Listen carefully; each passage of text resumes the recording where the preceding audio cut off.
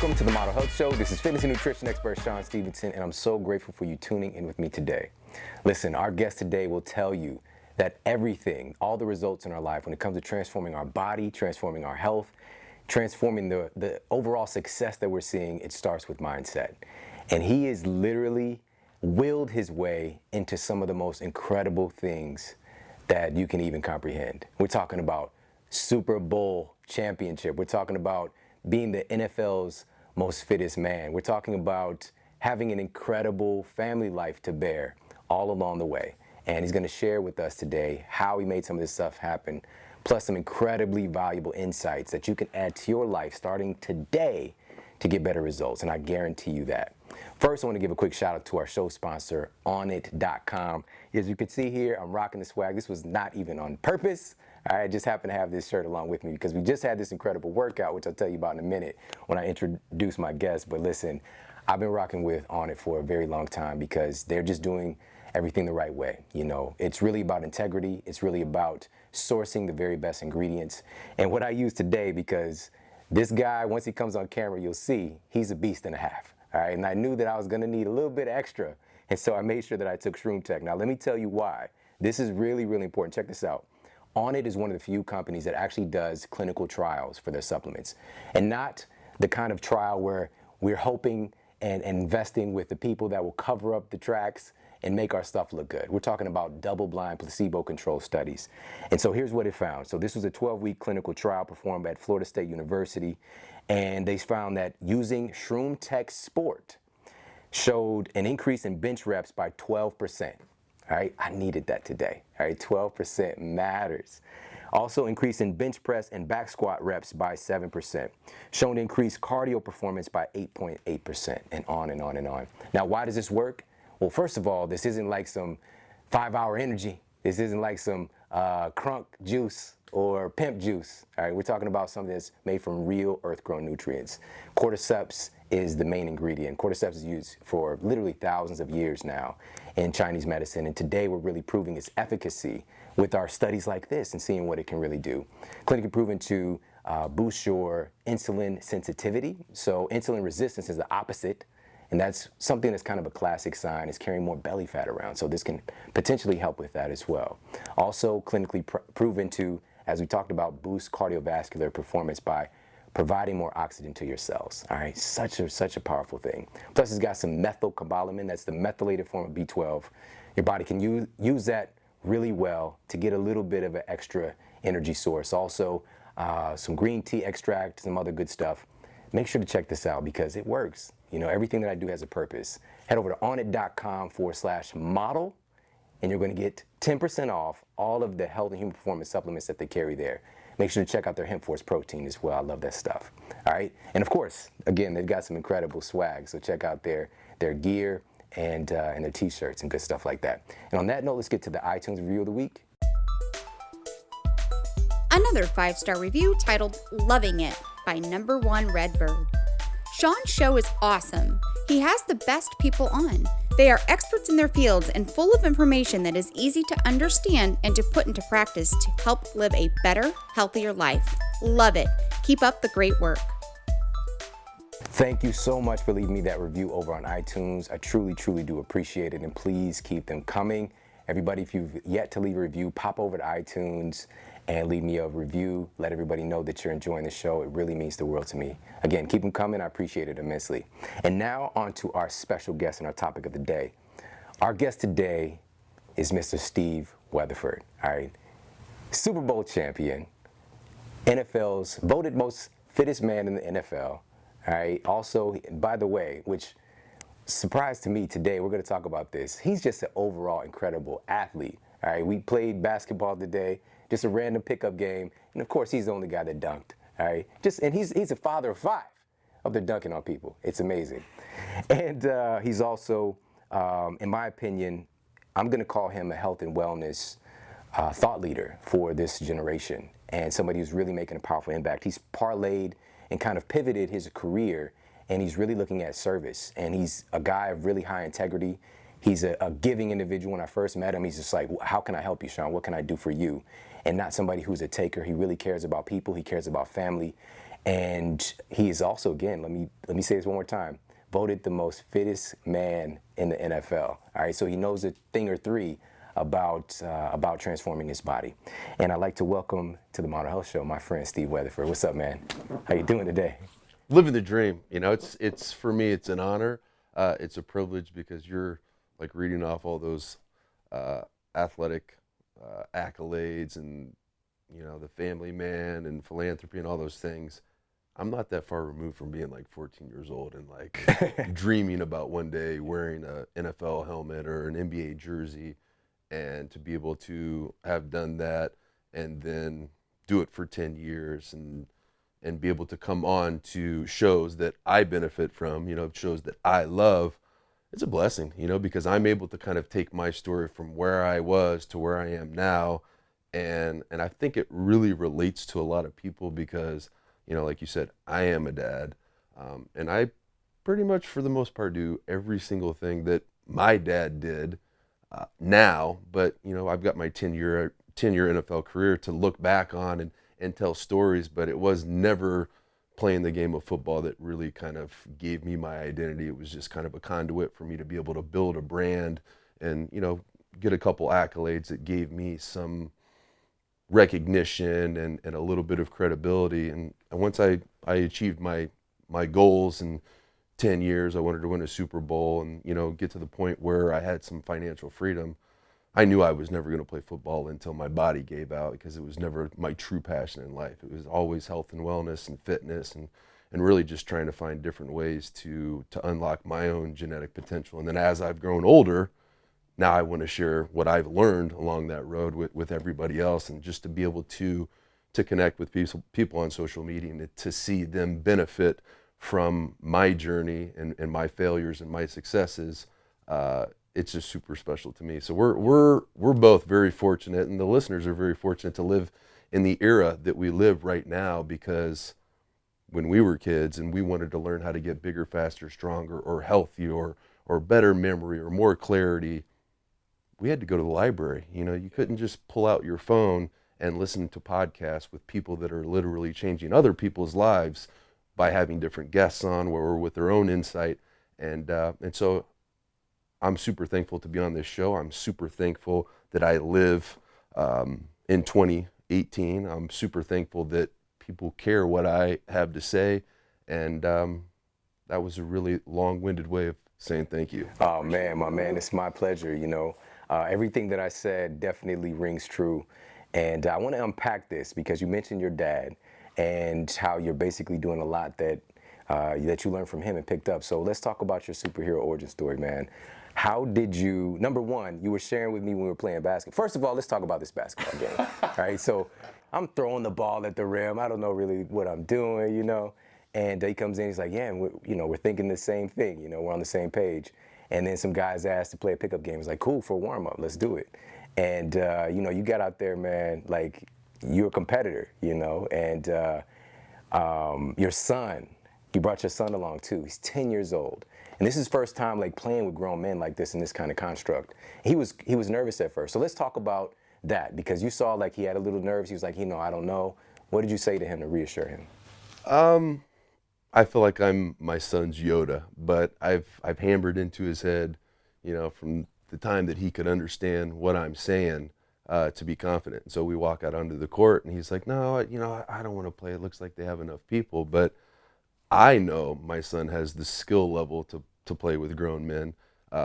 You know, he's not as big or strong as the men he's playing with. But, you know, I told him, I said, you know, whether you think you can or you think you can't, either way, you're right. Yep, so let's get out here and let's run. And he scored more points than I did.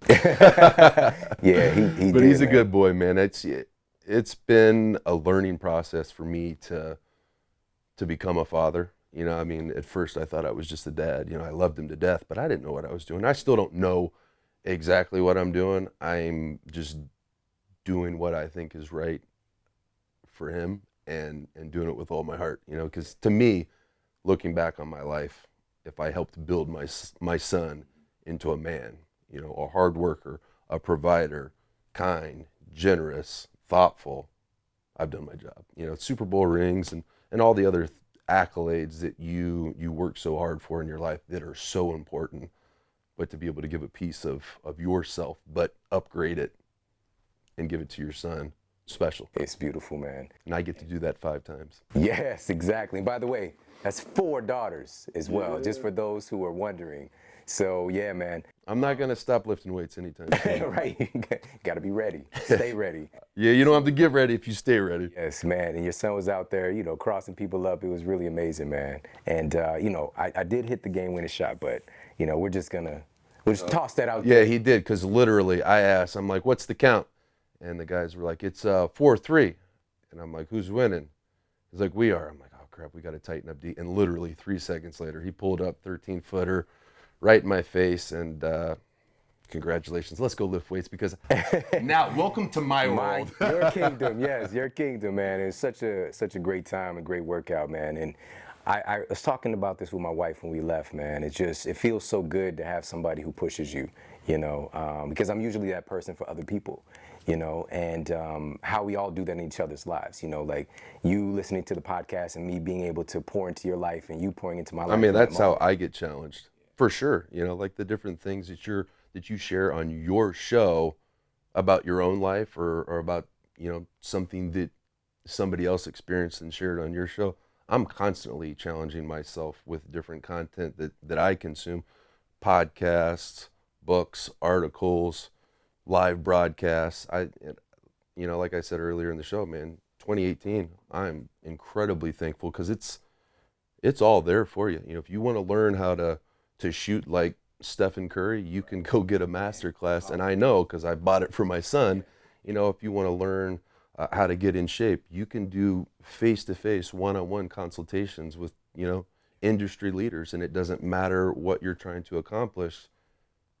It's at your fingertips. And so we're just so fortunate and so blessed to live in the time that we live right now. Are there some drawbacks? Sure, there's some drawbacks, but there's so many positives that outweigh, any other time, on planet Earth, that every day that we wake up it's the greatest day ever to be alive. Yeah, absolutely. So let's talk about that. Let's talk about pre-this, and how you were able to, being a smaller guy, which people wouldn't even believe when they see you today, and having a lot of will, but not necessarily having the physical assets.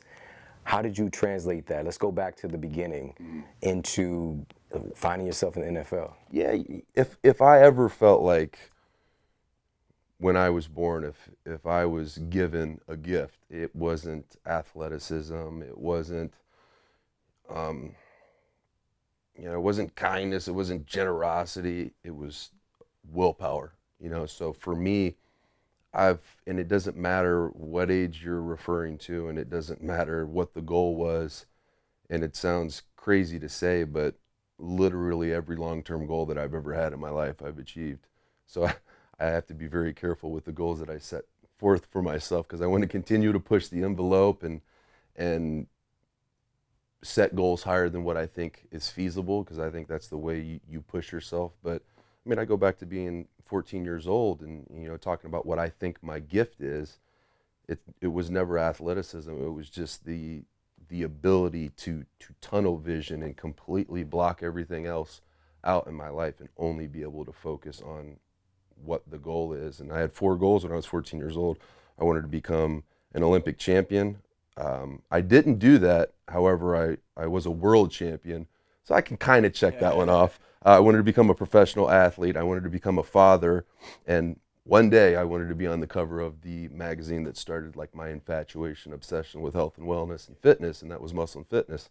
I remember stealing the magazine, the first magazine I ever saw, from the dentist's office when I was 14 years old. I remember taking it home, and I was like, I need to read this, and I got to learn everything about everything. And that's how you and I learned how to train, how to eat, and how to improve range of motion and flexibility. And, listening to your show just reinforces that I'm in the right place, because the way that you serve other people, it just aligns so well with what I hope my legacy is one day.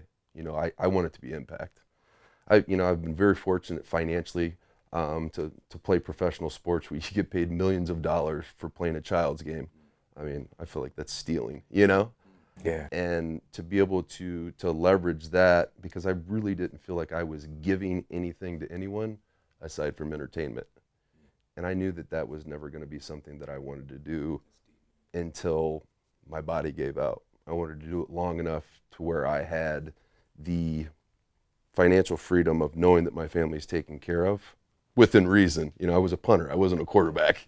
And we saved our money well, but to be able to know that they're secure, and now I can go out and I can pursue my true passion in life, and that is impacting other people, and whether that's health and wellness, or it's simply just helping someone shift their perspective or their point of view on what they see as adversity in their life, or maybe they see it as an obligation in their life. And really, you know, if you just change somebody's perspective or vantage point of how they view something, suddenly that obligation becomes an opportunity, and no longer are people like, oh, I got to go pick the kids up. No, you don't have to go pick the kids up. You get to go pick the kids up. And once you make that decision in your life to change your perspective, you know, your entire world changes, because it goes from something that you have to do to something that you get to do, and nothing changed except for the way that you're looking at it. Right. You know, it's not adversity, it's an opportunity for you to grow, you know, because nobody will ever become better at anything, and nobody will become the best in the world at anything unless they become comfortable being uncomfortable. Yeah. You know, because pain, you know, it sounds so cliche to say, you know, pain is gain, but I've been fortunate enough to be surrounded by some of the highest achievers, you know, in pro sports, and then very fortunate enough to have won a Super Bowl in New York, where, you know, that is the epicenter pretty much for everything, you know, for fashion, for finances, you name it. You know, New York is the spot, and I've been very fortunate to develop relationships with people that are so far out of sports, but, you know, to me, it's not the accolade of being a Hall of Fame in the NFL, or, you know, an entrepreneur, billionaire entrepreneur. It's the reason I want to hang out with those different people is because there's character traits that person has that has earned them the right to, you know, to have made $1 billion. You know, there's character traits that this person's developed, or disciplines that this person has developed, or routines that this person has developed that has allowed them to become, you know, the greatest defensive end of all time, or whatever the case may be. I want to be around people that are the best, not because I want to learn how to be the best at what they're the best at, is I want to know what character traits, what routines, what mindset that they have utilized that has helped them to become the best. But more importantly than, you know, one day saying I was the best, how do you maintain that? You know, how do you go from having an idea for a podcast where you're sitting on the couch to having one of the most influential podcasts out there? You know, you're passionate about it, because if you're not passionate about something, there's no way that you can manufacture the energy to chase it. Right. Let's talk about that a little bit. Specifically, any of the great people that you were around, something that you picked up as far as their routine or their dedication to becoming the greatest. Because, you know, like you got teammates like Michael Strahan, for example. So anybody that jumps out for you and something that you picked up from them? I'll try to pick one athlete and one, you know, entrepreneur, businessman, and the athlete that comes to mind, you and I had conversations about him earlier, was Michael Strahan, and his ability to take himself from a very small town, you know, in Alabama, to earning a college scholarship, and you know, going from a small town in Alabama to New York and becoming one of the greatest defensive ends to ever play the game, Hall of Famer, 15-year career, Super Bowl champion. Oh yeah, by the way, I'm going to retire, and now I'm going to go host, you know, the Kelly and Michael show. And then after you do Kelly and Michael and you take over for Regis Philbin, now let's go over to Good Morning America, and let's also do Sunday Night Football at the same time I'm doing the, what is it, $250,000 pyramid. You know, so it's just he's systematically reinventing himself.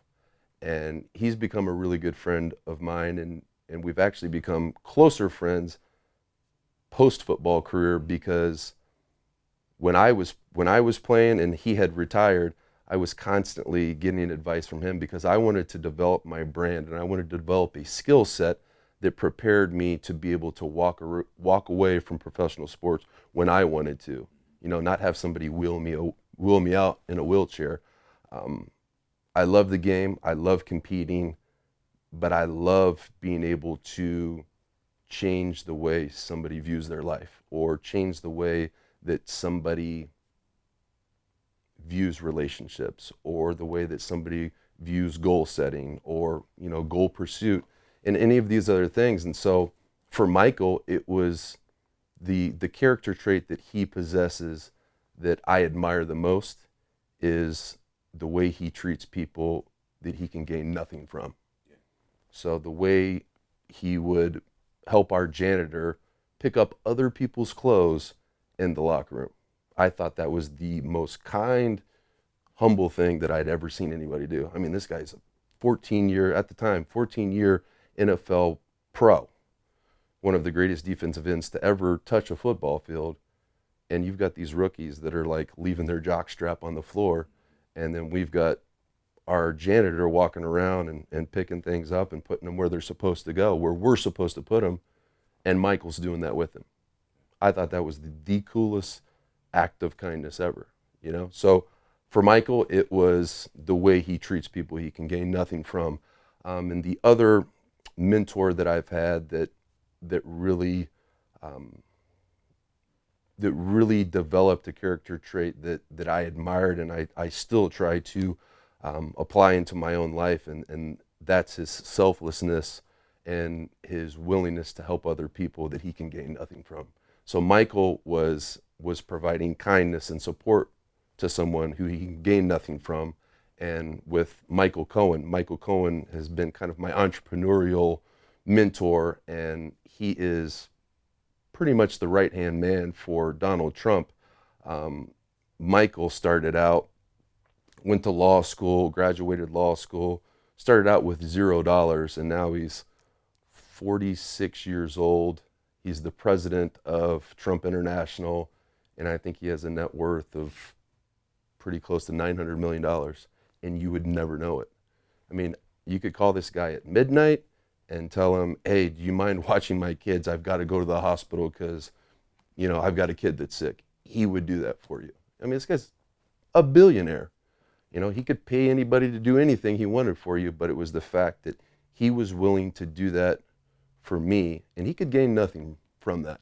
It's just that kindness that he shows and the humility that Michael shows that I try to model after myself, because there's another character trait that I'm not real proud of that I see almost every single high achiever possess, and that's selfishness. But I do believe that there does need to be a degree of selfishness in order for your goal pursuit and personal development to occur. And that's kind of the crusade that I'm on right now on social media, is just letting mothers know you're not selfish if you take 60 minutes out of your 24 hours.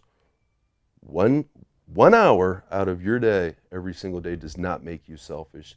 You actually are doing your family a favor by missing 1 hour away from them, because when you come back, you're going to be a better version of yourself every single time you come back. So you're teaching your kids, you're showing your husband that they're important by taking that time for yourself to go to the gym, to invest in your future, invest in your health. Because when you come back, you're going to be thankful that you took the time to go do that, and your health will improve, your mood will improve, just everything. It's to me, that's my crusade right now, is letting parents know they're not selfish for taking that time to invest into the gym, because the return on that investment is much greater than the cost of the time. I love it, man. I didn't know you were going to parlay your way to that. It's such a great message. I didn't know I was either. We actually just did a show on self-love when this is being published, and it's just like a very strange topic that we even have to talk about, this concept of caring about yourself. But at the end of the day, it's so that you can serve at a higher level. It's so that you can show up better. It's easy to forget about yourself when you love your kids so much. Yeah, absolutely. And moms are most guilty of that, because they're the caring nurturers. They're the ones that are going to be there when our kids fall. They're the ones that are going to be there at 3 o'clock in the morning when the baby's crying. You know, they're our backbone. You know that, I know that, but the reason we feel so confident in saying they're the backbone of our family is because when things go down, mom's always going to be there. And this is actually bringing up something else that I want to ask you about, which is, this ties into family, this ties into community. You playing on an NFL team and being in that locker room and having such a diverse experience with culture, with people, with family, really. Our climate today is different. It's pretty challenging. There's a lot of divisive rhetoric that's happening right now. And people are, there's a lot of stuff that's kind of coming up to the surface. So I want to ask you about this because you having such a unique experience of like growing up in Nowheresville, kind of Indiana. Yeah, you can say that. It was. And same thing here. Yeah, for sure. But then playing in like the Big Apple, you know what I'm saying, and having that kind of translation into different cultures. So what are some of the things that we can look at from your, this is a tough question, but from your perspective about bringing us together and eliminating some of this divisive rhetoric? Yeah, for me, I think so many problems today with depression, with weight problems, with, just overall mental illnesses. I think a lot of it comes from comparison, because it's so easy to compare your life to somebody else's life based upon social media. And, the sad part about it is it's not real, because I will know what my life is, and, I'm hard on myself. And so I don't acknowledge the greatness that's inside of me enough. I know that. So when I tell people, it's okay, love yourself, love every bit of yourself. I'm talking to myself.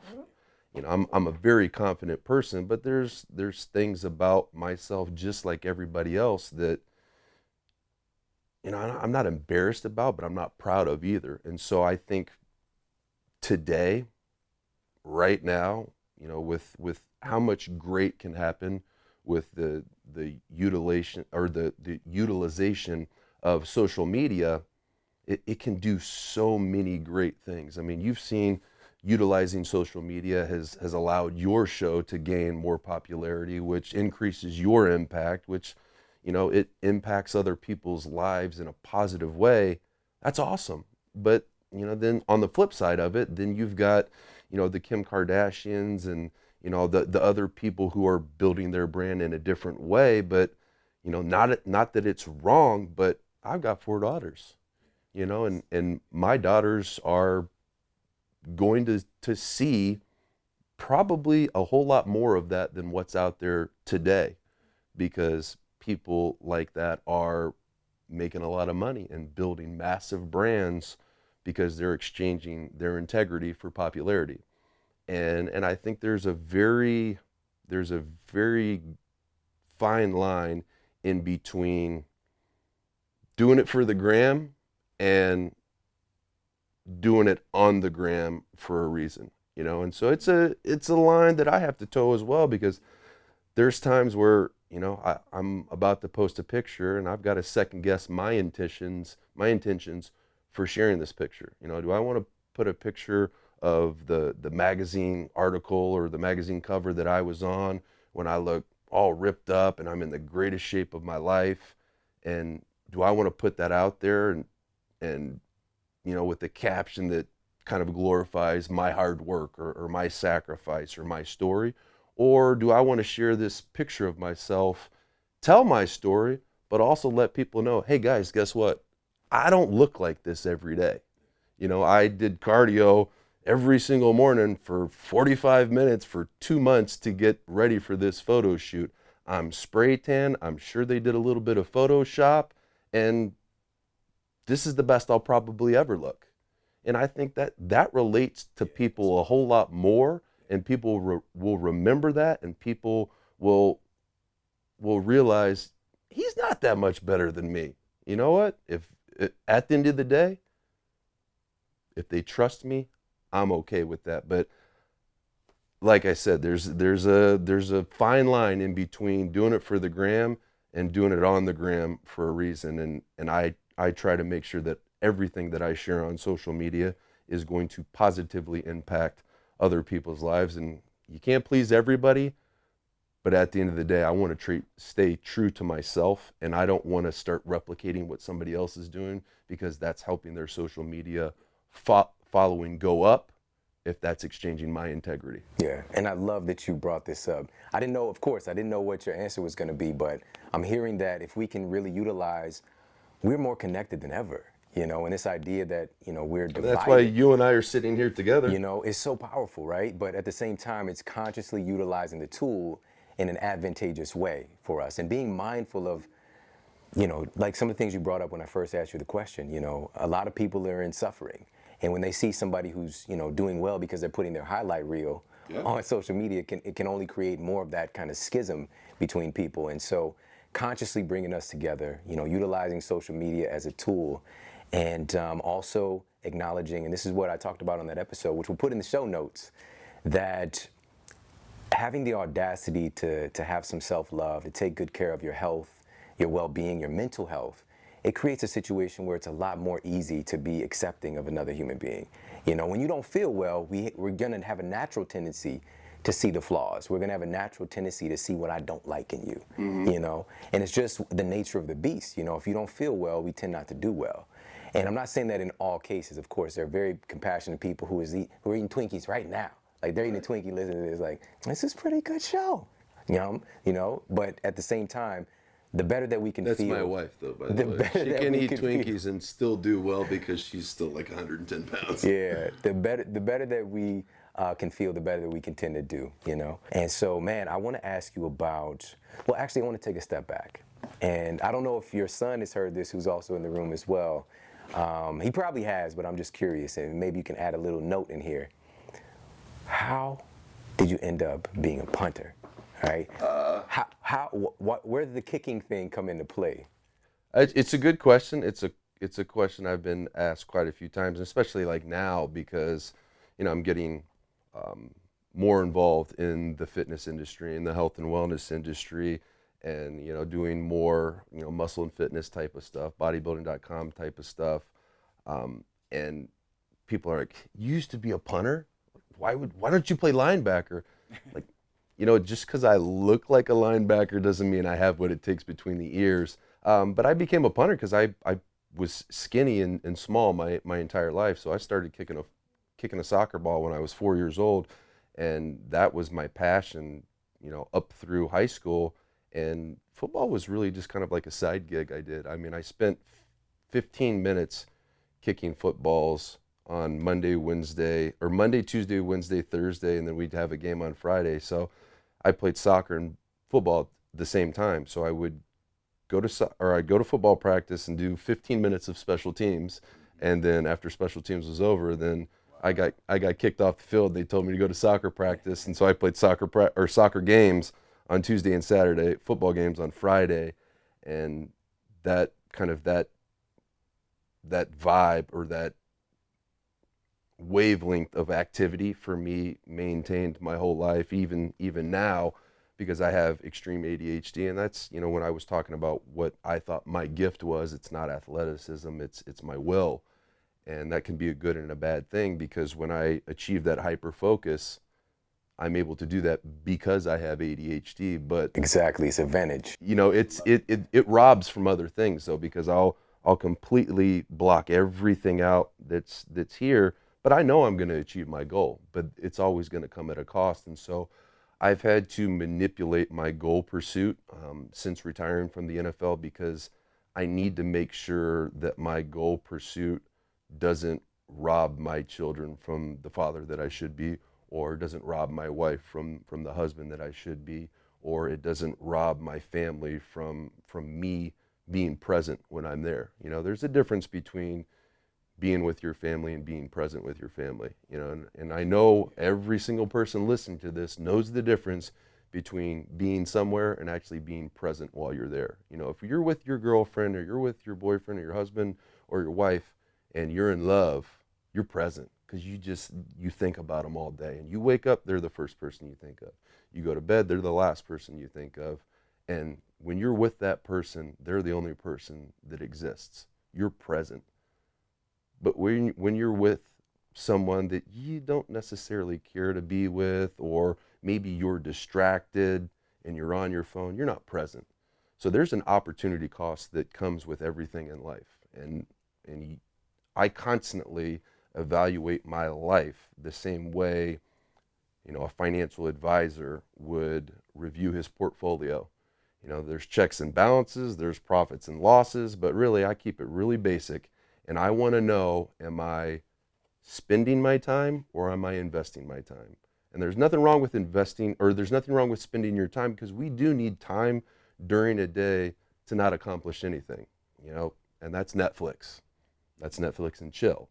That's, surfing the web. That's Facebook. That's Instagram. That's not your podcast, because that's an investment.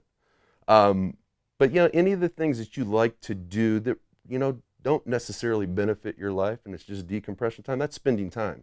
But during the day, I look at my time as currency. That's the most valuable thing that I have on this planet. I can always make more money. I hope my wife doesn't listen to this, but if my wife leaves me, I could get another wife. I'll never get my time back. You'll never be able to get your time back once it's gone. And so every moment during a day is the last time we're going to have that moment. And so for me, you look at your life and you want to make sure that during the day, you're doing a whole lot more investing than you are spending. Because if you invest, there's a return on that investment. And so when I take my currency, my time, I have 4 components of passion in my life: my faith, my family, my fitness, and philanthropy. I call it my 4 F's, and I'm aware that philanthropy is with a P. But those are my 4 components of passion. And so I know if my time is being allocated to any of those 4 things, I know that I'm investing. Because when I invest time in my faith, that nurtures my spiritual growth. When I invest time into my family, that nurtures that relationship. When I invest time into my fitness and health and wellness, that nurtures my overall health and vitality. And when I invest my time and my finances into philanthropy, that the return on that investment is enriching someone else's lives and possibly changing somebody else's life. And so I know, black and white, if I'm allocating my time to those 4 things, I know the return on that investment is much greater than the cost. When you're spending your time, you're never going to get it back. Man, that is so deep. That's powerful. That's powerful. And speaking of which, there's a lot of things you just said. Like, there's a lot to fit into a day or a week or a lifetime. How do you do it, man? How do you actually put those things in place? Let's talk a little bit about routine and how much that matters for you. Yeah, during my professional career, my routine was so incredibly dialed in that, like, right now I could tell you exactly what my routine was my 3rd year, and every year it changed just a little bit, because my body will change. Things on your body that bother you will come up, and your rehab will be a little bit different. Your preparation will be a little bit different. Personal development occurs during the career, and so there's different things that I necessarily don't need anymore, and there's additional routines, like mental routines that I would go through. So routine in general, I think, is incredibly important as far as you being able to predict success. And so when you're talking about the investment of time, spending it or investing it, you have to know that the juice is going to be worth the squeeze, and so there's a lot of things in life that will distract us. Social media can be a weapon, but it can also be a distraction. Podcasts, can be a weapon, but they can be a distraction. And so I think it's very important to plan. And so without planning, there can be no routine. And without routine, there can be no habits. They say, I'm sure you're going to have some study, some statistics to support how many days it takes to make or break a habit. Well, let's just go with the generic. 30 days to make or break a habit. That's hard. You got to get way outside of your comfort zone and really flip your life on its head if you're going to make drastic changes in your life, and that's never comfortable. But in order for you to create the best version of yourself, planning has to come first. Planning for your goals should be first. Planning for the week should come second. Planning for the day should come third. And so my routine now is different than what it was when I was playing football. But I think something, a really actionable takeaway for the people listening is to be able to take 30 minutes, and it might take you an hour the first time you do it, but 30 minutes is what I take every Sunday night. And during that 30 minutes, I'll look at my life as a whole and where I'm at and what areas of my life need to be addressed. Is it being on time? I've done a poor job of being on time this week. I need to correct that. Maybe the reason that I've been late a few times, is it because I'm overscheduling myself? Is it because I'm not being efficient enough with my time?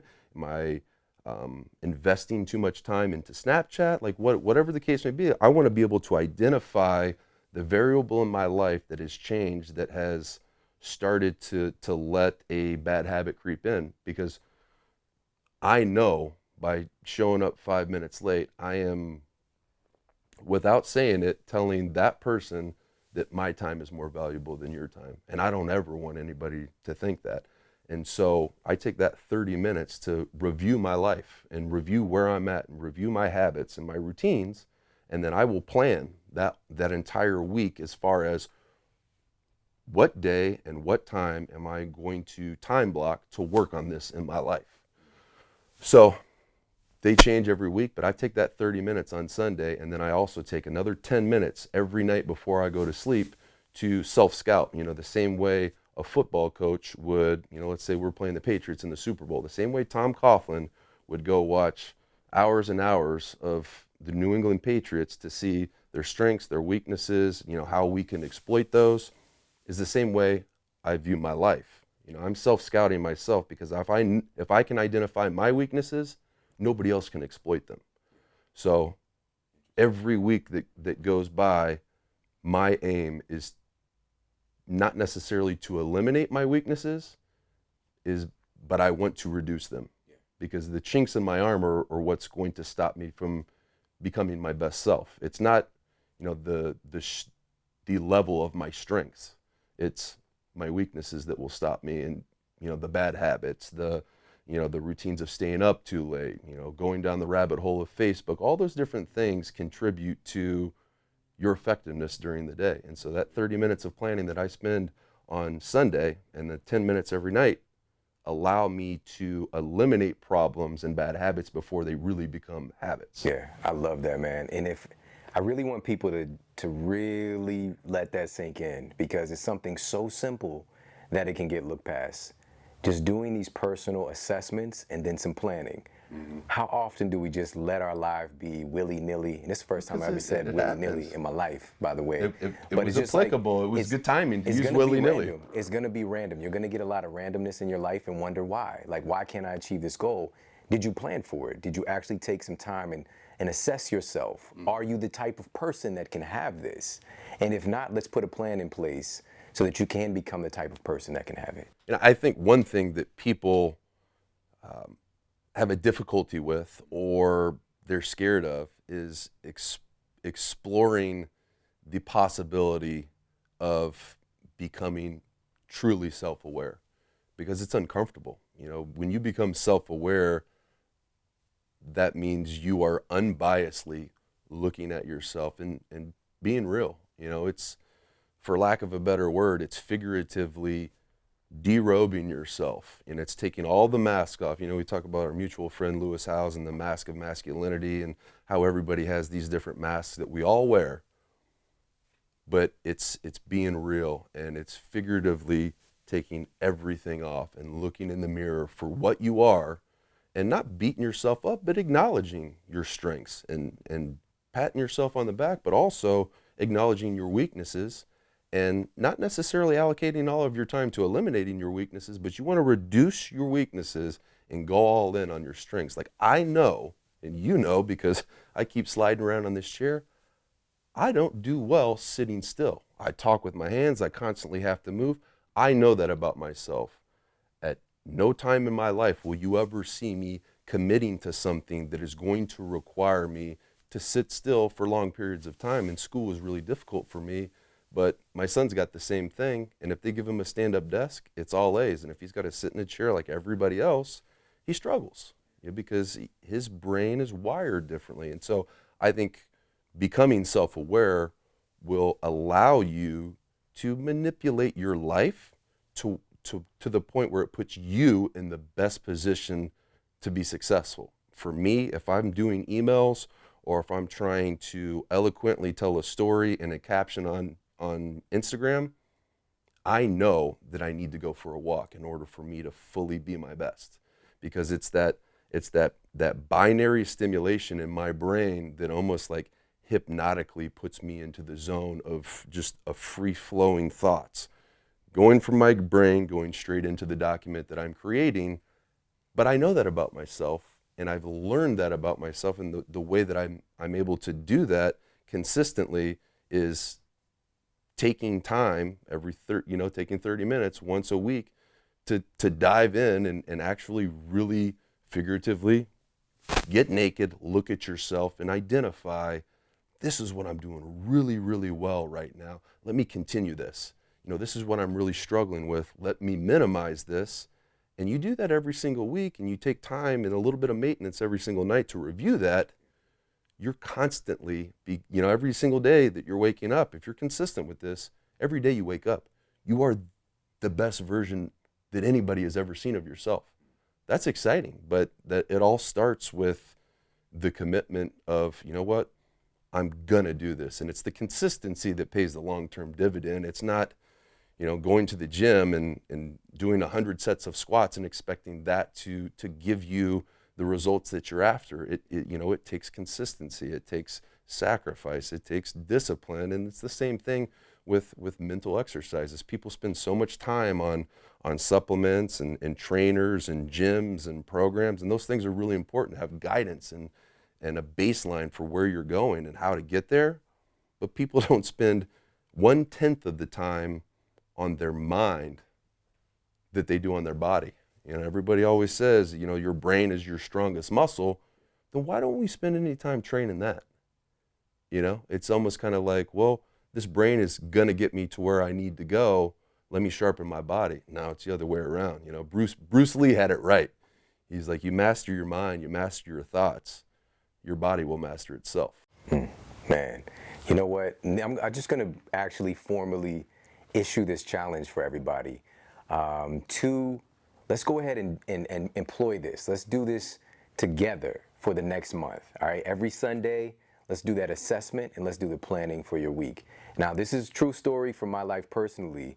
When I was doing this and having the nightly ritual of, looking at my day, the things that were successful, the things that I need to improve on, this was about a 100-day process. I accomplished more in that 100 days than I have in like 2 years. But how hard was it for you to stay disciplined and committed to that? Because it's new, it's uncomfortable, and it's adding another thing to your plate. It's a new routine.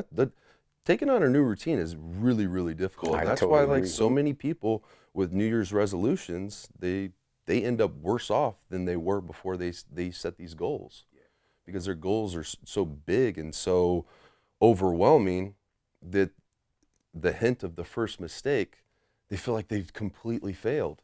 But I think if you take time once a week to recalibrate and look at how you're doing, not like, oh, this is day 32, this is day 13, this is day 90. Don't look at it like that. Today is today.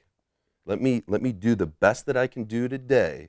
Let me review it tonight and identify the variable that led to not being successful today, or I killed it today. What was my routine like? Was it the amount of hours of sleep that I got last night? Was it the amount of water that I had last night? Or was it when I woke up this morning and I looked in the mirror and I positive self-talked myself into being bulletproof? Because we have that ability. As strong as our minds are, we have the ability to convince ourselves of anything. If you could wake me up in the middle of the night at 2:00 and you could tell me, I need you to be ready for the greatest workout of your life. If you gave me 10 minutes, I could get my energy level and my focus to that point. But the reason I can do that is because I exercise that. You know, I exercise that ability of overcoming the current state of where my body and my mind are at. You know, if you can go through mental exercises of envisioning yourself doing or being what you want to, in 10 minutes, I could have my energy level so high through the roof and my focus so razor sharp, but it's because I've gone through years and years and years of consistent, disciplined mental exercises. And the same way that, you know, an elite achiever in any sport has the ability to go out onto the field of competition, and it doesn't matter if it's an audience of 1 or 100 million, to replicate the same skill with the same consistency time after time after time. It's not because they practice with their body a million times. It's because they practice with their body a million times and they practice with their mind 10 million times. Because your body can only go through so many repetitions before ligaments start to break down, tendons start to rip, muscles fatigue, you get older. But you know what? If you minimize the amount of repetitions that you do and you maximize the amount of mental repetitions that you do, it's the same difference. Your body has the ability to replicate muscle memory with far less repetitions than what's required mentally. But mentally, it's hard. It's hard to sit still and close your eyes and envision yourself going into the Super Bowl 47 miles from your hometown with 72 million people watching and having the greatest game of your life. But I've been there and I've done that, and it's not because God gave me some incredible physical gifts. God gave me the willpower. I educated myself. I identified what could make me better. I took my gift, which was my willpower. I created a plan, and then with my gift of willpower, I remained disciplined and consistent to what the game plan was to get me to the place mentally where I had the ability to do whatever I wanted to do whenever I want to do it, within reason. I have bad days just like everybody else, but I have the ability to get in front of that many people in the biggest game of my life and be able to replicate the same thing I did on that high school field 12 years earlier when nobody was around. So it's the mentality and the mindset and the exercising of that ability that allowed me to be able to do that. I love it, man. That's so powerful. And I want to share this with everybody. There's 4 basic phases you go through when building a new habit. It starts with number 1, this new energy. All right, there's a new energy phase of creating a new habit. Like, I'm going to start doing this thing. I'm going to start getting to bed. I'm going to start exercising. And it's a vibe, you know, it's an energy, and that is helping to propel you. You're trying to build a little bit of momentum. But we know for most of us, a lot of times it's kind of short-lived. Because from there, that new energy phase, we move into the discomfort phase, where it's just like, I've been doing this for a while. It's kind of inconvenient, or doesn't necessarily feel the best compared to Netflix and chill or whatever the case might be. And you have to go through some discomfort and here's why. Your brain is literally changing. All right, so I want you to keep that in mind. Your brain is changing when you're creating these new habits. All right, so there's a physical structure change in your brain because there's a hard wiring for you to continue doing the old things. All right, so from the discomfort phase, we move into eventually, and Steve mentioned this could be 30 days, could be 21, could be 100 days. It really depends on the particular change that we're making. All right, so there is no cookie cutter thing for that. But from there, we move into the comfort phase, where you've been working on this thing for a while and you've gotten in a pretty good flow. And now it's not necessarily that difficult to make it a part of your life, but you still have to think about it. And finally, you actually move into the need phase. All right, this is where your habit becomes need. All right, the chains are so strong that they're very difficult to break. And this is a place where it's just like, if I don't exercise, I don't feel right. Right? Or if I'm not eating these great foods, or if I'm not getting this great sleep I'm accustomed to, I don't like it, right? So it's the need phase. So again, we go through all of those, and maybe you can acknowledge now, where are you at in that process, and kind of be more aware of it. And part of the process, I want you guys, if you're not already doing this, to implement in your routine is making sure you're taking advantage of Organifi green juice, all right? This is the #1 green superfood blend out there by far. Now, why is it #1? it has the #1 protein source in it, which is spirulina. This is the highest protein source by weight of any food that's ever been discovered. All right, it's 71% protein by weight. But not only that, it also is very rich in a certain compound that's very unique to spirulina, which is called phycocyanin. And this is something clinically proven to boost stem cell genesis. So what is stem cell genesis? That's the creation of new stem cells. What do stem cells do? Everything. All right, stem cells become everything your body needs. So it's kind of important. And this is one of those just maybe 3 foods that exist that can do this. All right, so this is no joke, powerful stuff. Also rich in chlorophyll. It has a #1 chlorophyll food in Organifi, which is chlorella. Organic wheatgrass. We also have ashwagandha for modulating stress, and there's tons of studies coming out about that. But here's the rub, guys. It actually tastes good. All right, it's something I give to my kids. It's something I enjoy. I travel with this. Their little go packs are phenomenal. So if you're not utilizing this, it's cold processed. So you're actually getting what you think you're getting when you buy a supplement. All right, so it's not heat blasted, roasted, toasted Centrum silver pill, all right, that you just pee out. This is the real deal. All right, so head over, check them out. It's Organifi.com/model for 20% off. That's ORGANIFI.com/model, 20% off. Head over and check them out. All right, Steve, I want to ask you about fear. All right, I want to ask you about fear. This is something even today with your son, like he had, what created that hesitation was fear. And I know that you've had spots, of course, along your way of dealing with fear. So I'm curious of your process of how do you address that? You know, like those big games, you know, that moment of playing in the Super Bowl. I mean, like, that's the first thing you think of, but I mean, for somebody to say that they don't get scared, I don't get scared. Let's be real. You know, I don't get nervous. I get anxious, but I'm scared every single day. 10 minutes before they said, all right, we're live, we're rolling. Like, I'm scared before I come on this show. I played in front of 72 million people, but the reason I get scared is because it's important to me. Yes. So I wanted to make sure that the time that you've invested in me and the time that I'm investing in this show is going to benefit other people. And so there's a way to be able to take that fear of failure or that, you know, that scared sensation and take a deep breath and acknowledge that it's okay to be scared. You know, you're not wrong for feeling that way. That is a normal, healthy human emotion, but how do you use that? You know, do you use the anxiety of, you know, performance anxiety before a football game? Are you able to utilize that to optimize your performance? Or, because that's the difference between good and great and the best of all time is how people handle emotions. It's not how good do you throw a spiral or, you know, what is your 3-point shooting percentage? How fast can you throw a fastball? Those aren't nearly as important as how somebody handles mental adversity, because we all have dialogues inside of our brains during uncomfortable times. Like, you're never going to have an uncomfortable dialogue with yourself when you're watching TV, because you're comfortable. You're on a couch, you're watching TV, you're being stimulated, you're being entertained. But what about when you're in the gym and, you know, you've got that bar on your back and you're on the 7th rep of your last set and you've got 3 more to go and you don't think you can make it? What do? Do you get scared and rack the bar?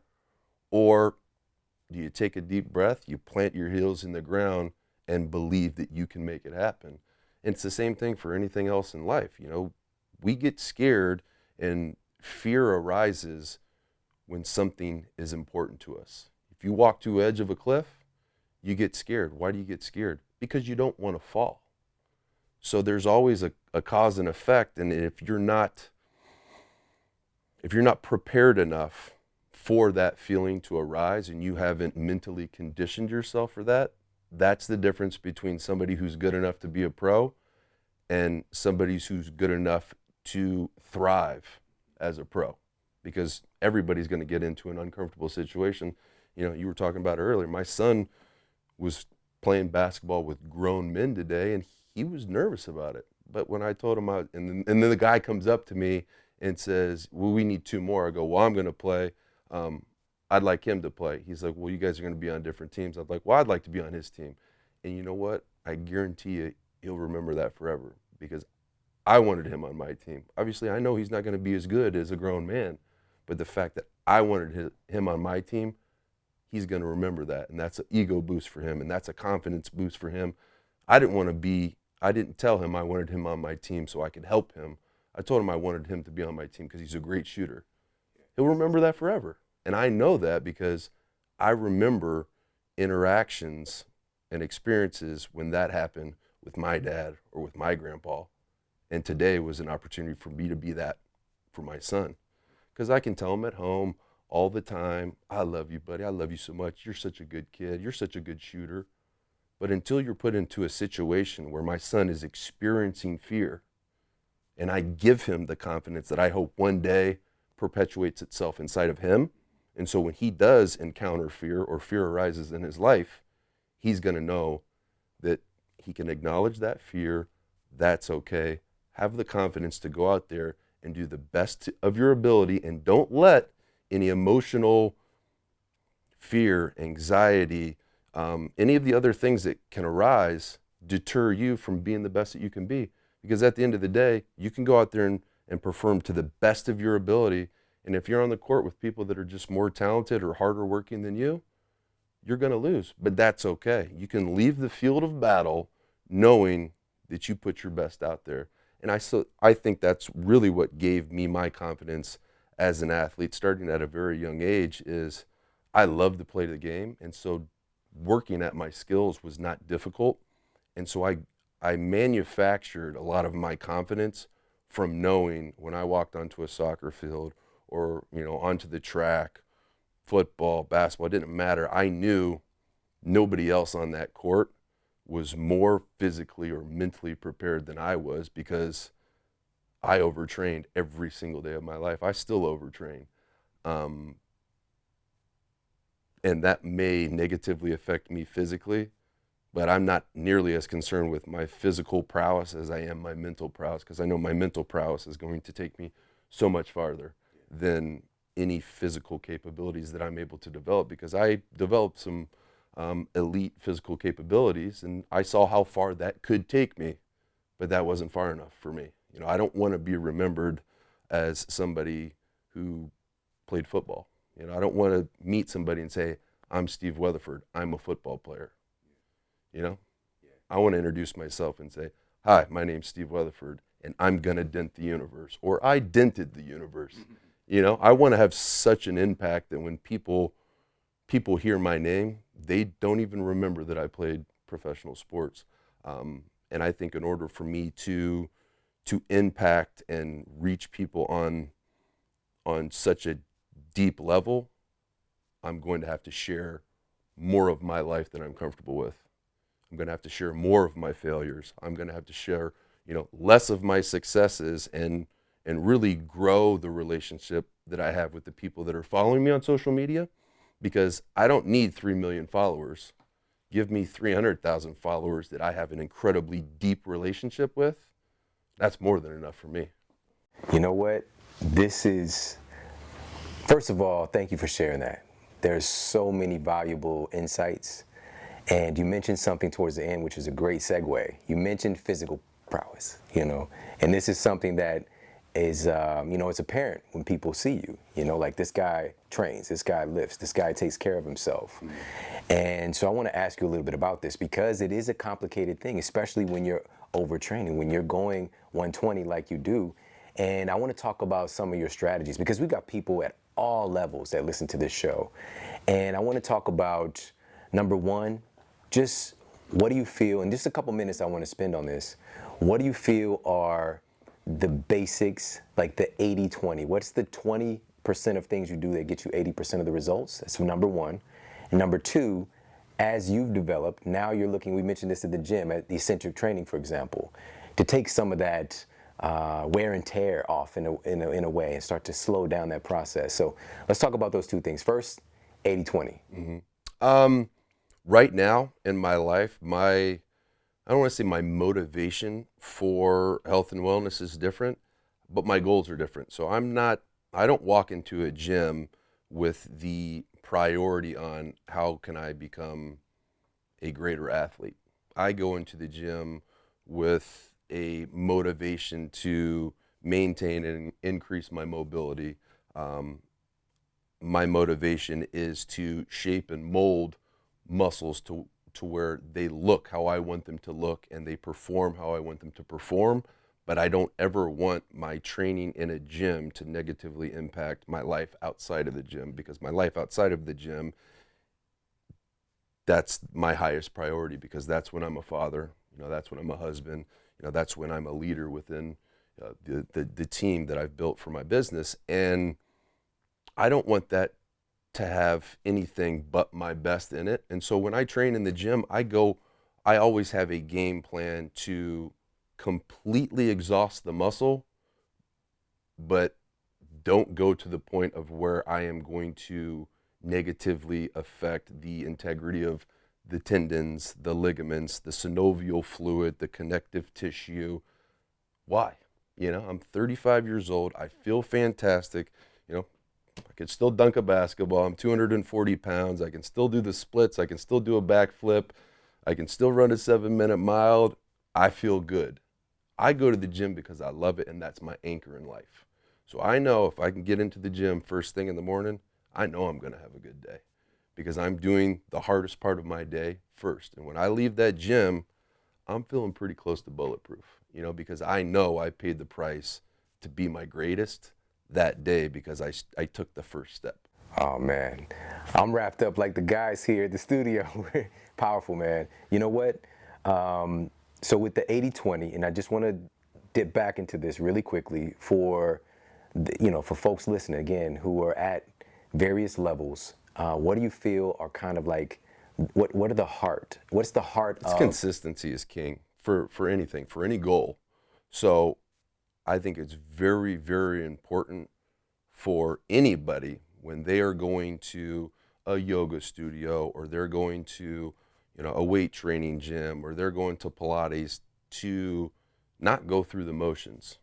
When you walk through the door, there needs to be a shift in your mind of turning off all of the noise from the outside world and making the training that you do and getting outside of your comfort zone physically, make that a mental game as well. Because you're talking about 80-20 and what can people from any level of fitness do to improve their life.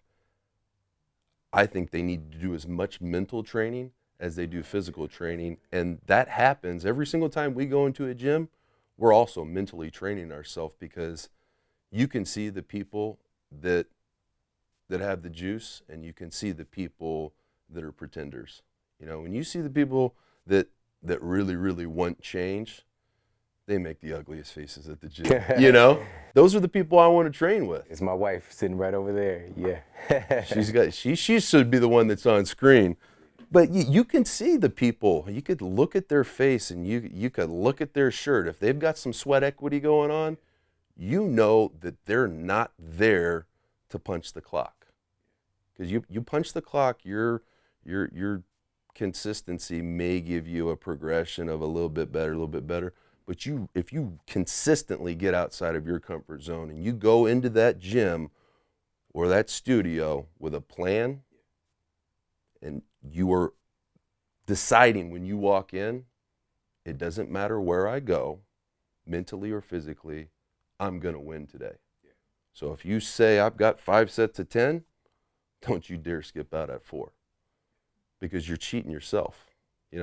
Go all in. If you're going to do something, if you're going to show up, get the most out of that 60 minutes. That's what I say. I mean, it doesn't matter if you're compound training, it doesn't matter if it's athletic performance, if it's bodybuilding, if it's yoga, I'm all in. Because I know if I'm going to make an investment, I'm not going to invest half of the money.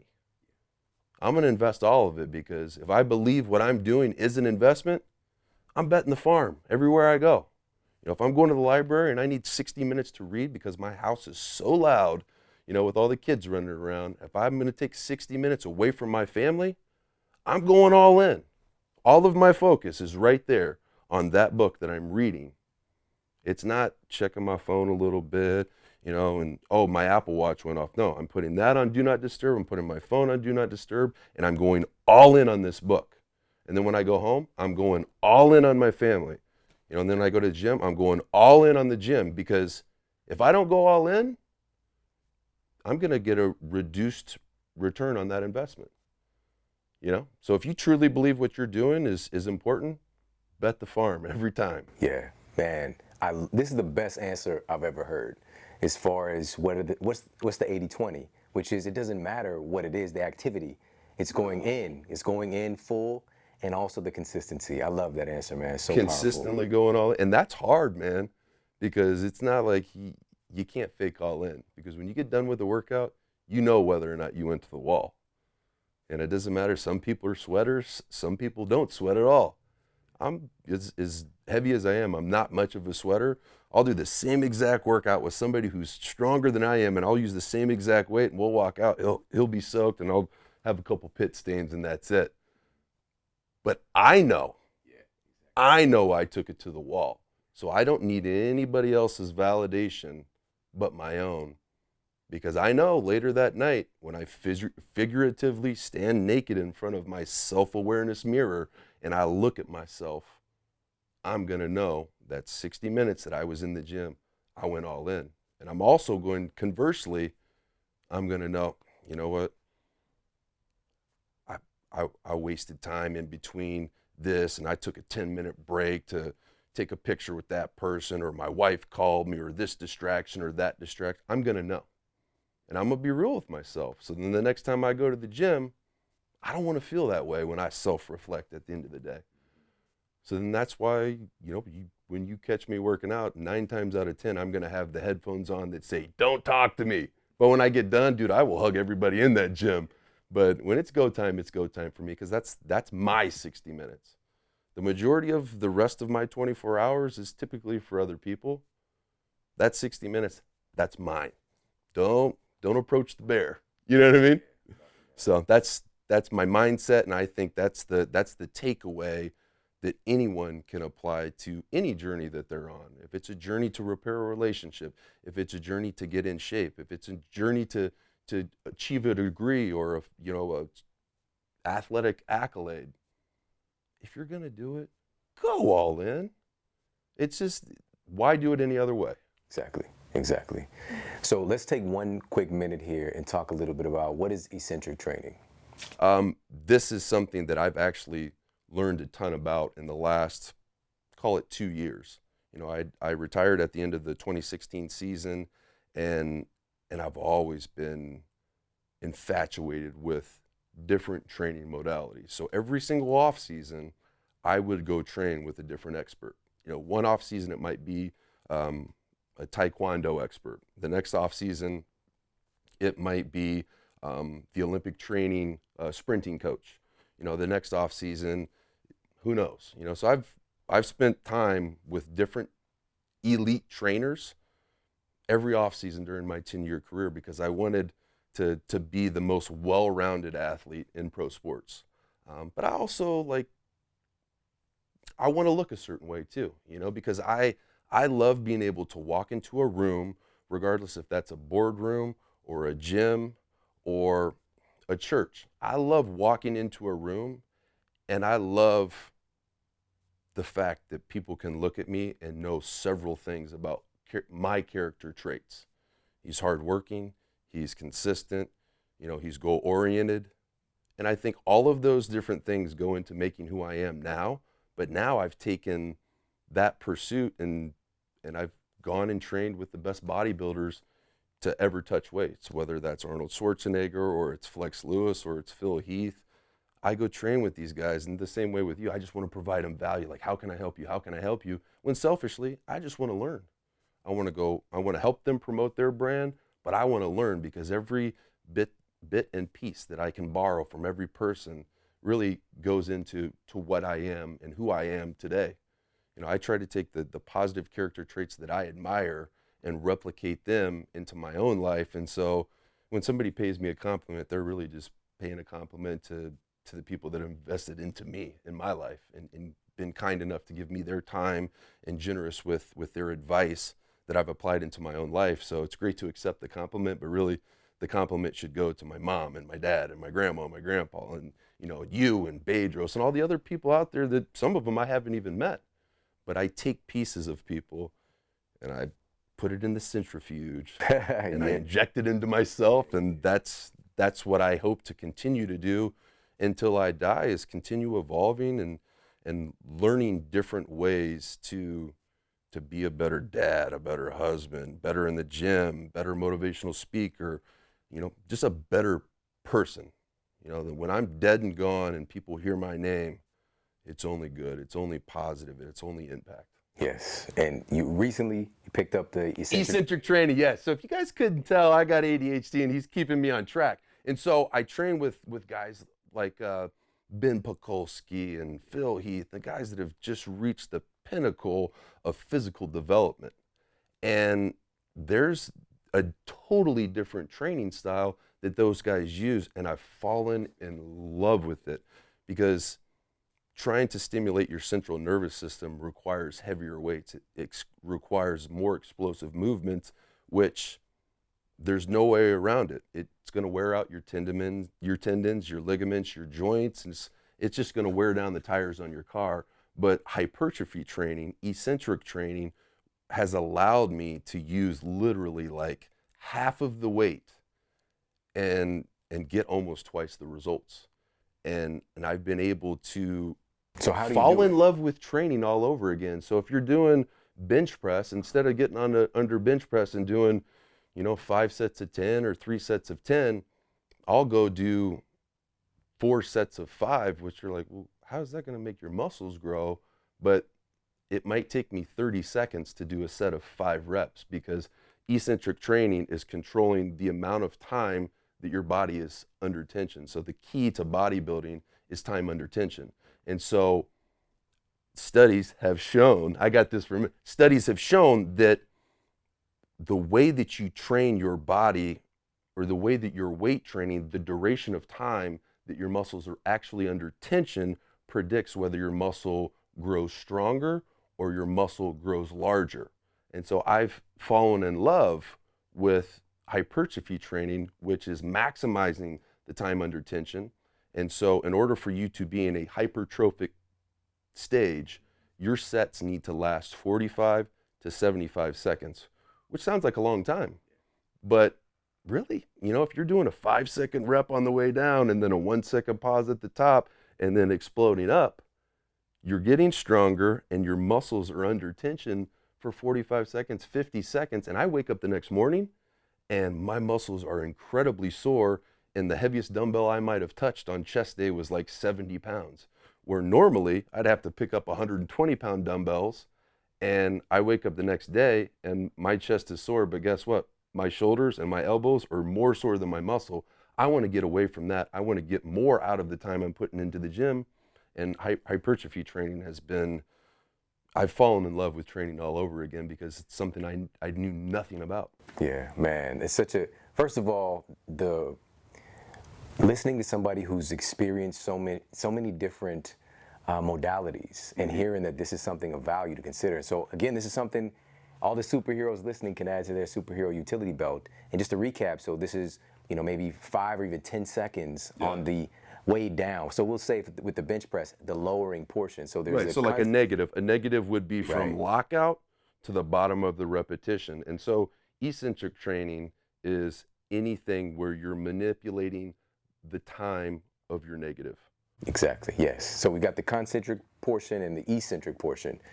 The concentric is where the muscle is supposed, quote, contracting, and you're doing work, right? The eccentric portion is the lowering part of the exercise. So spending more time on that really, really. I didn't even know what that was 2 years ago, like eccentric training. I was pre-med in college. I am a health and wellness.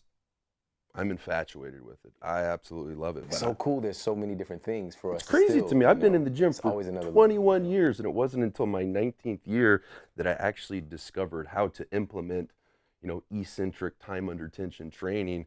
And it's opened up so many doors for me, because now I can actually identify a muscle and I know exactly how to increase that muscular size. Obviously, nutrition and supplementation play a role as well, but the actual training modality itself, I feel like I'm limitless from a standpoint of identifying a muscle and being able to change it. I love it, man. This has been incredibly enlightening and valuable, and there's so many nuggets and insights that I'm looking forward to employing in my own life and that you've rekindled, and I know that a lot of people are feeling the same way. And I've got one final question for you. What is the model that you're here to set with the way that you're living your life personally?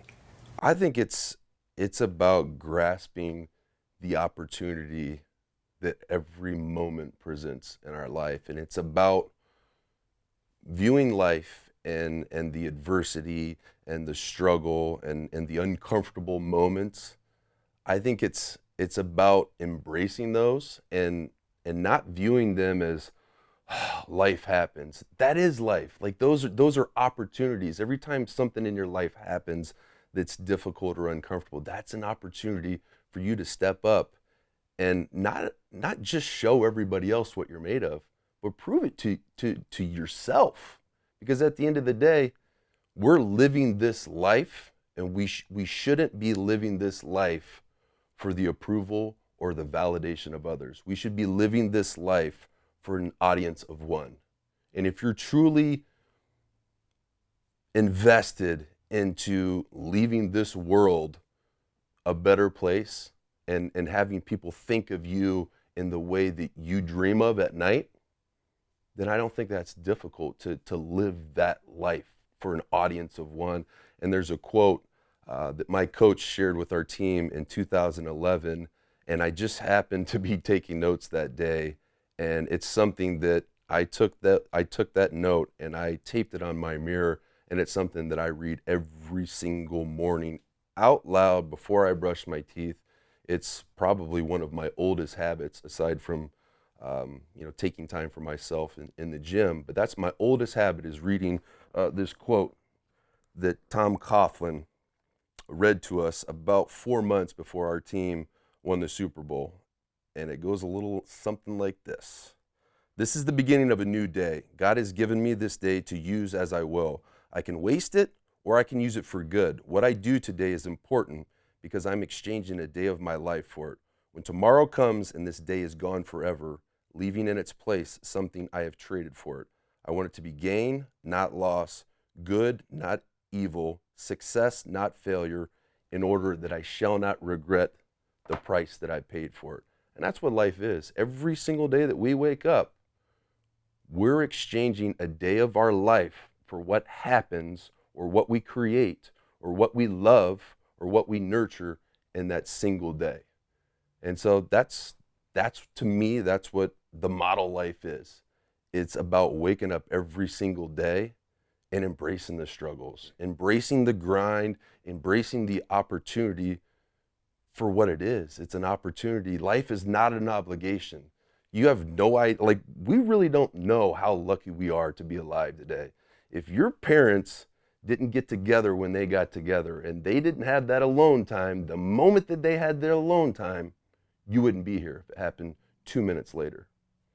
And I'm the same way. Like, it's a 10 billion to 1 chance that you're even alive. So you take that opportunity, and every single day that you wake up, your motivation is to change other people's lives. Now, how cool is that? And you make money and support your family doing things for other people. To me, that's the best job in the world. Not kicking a football, not throwing touchdowns, not winning Olympic gold medals. It's improving other people's mentality, their health, their wellness, their relationships, the way that they live their life. To me, that's model. So every day is an opportunity to do that, man, and nobody does it better than you. Yes, sir. Yes, sir. Thank you, brother. Listen, can you let everybody know, number one, where they can find you online, social media? Please follow. I'll tell you right now, you need to follow Steve. You might get offended because I share actually the picture that I put on Instagram 2 days ago. I had my butt crack hanging out. I did a naked photo shoot for bodybuilding.com. So don't judge me, but you shall be entertained and possibly inspired. I'm on Instagram at Weatherford5. Snapchat is my favorite, at Weatherford5. Twitter's the same, at Weatherford5. Facebook, YouTube. I spend a lot of my life documenting my life and creating content that I wish I had. You know, it's not just the, hey, look at my six-pack abs or arms. I share more pictures of my family and what we're doing day to day than I do, you know, nutritional content. But I think there's a careful balance that I have in between all of that represents me well, because that's truly who I am. So if my family comprises the majority of my passion, that's probably what you're going to be seeing the most of. But I'm very passionate about health and wellness. I'm very passionate about nutrition, supplementation, mentality, just life, man. So my social media is essentially, it's my life wrapped up in a burrito. So I hope you guys enjoy it. Love it, man. Bro, listen, this is, you know, every so often you meet somebody and you just know, like, they're the real deal, and you are one of those people. And I know that we're gonna be friends for a long time. I take pride in that, man. And I just appreciate your spirit and the way that you conduct yourself. And I just look forward to seeing much more from you, man. There's a lot of reciprocity there, man. Yeah, Appreciate you. No doubt. And Ian, I love you too. Everybody, thank you so much for tuning into the show today. I hope you got a lot of value out of this. I know that one of the biggest takeaways for me today was when he talked about making a dent in the universe. That really struck me, because that's really what drives me. You know, like, I had no idea what my legacy was going to look like. I wasn't concerned with legacy, you know, but I truly want to make sure that the planet is better having had me on it. And I want you to feel the same way, because you are special, you're unique, and you have gift and talents and capacities that you need to share. You need to make your own personal dent in the universe. All right, that's what it's all about. And also, go all in. We have to stop. If you're gonna do it, do it. If you're gonna do it well. Put your best into it. You know, why go with the lukewarm, you know, putting your toe in? You know, this is an opportunity to truly do something great. And to do that, I love the statement that how you do anything is how you do everything. If you're gonna choose to do it, put your all into it, you know, and that's a big takeaway today from the man himself, Steve Weatherford. Listen, guys, we got some amazing, amazing episodes coming up for you, some life-changing show topics, so make sure to stay tuned, all right? Take care, have an amazing day, and I'll talk with you soon.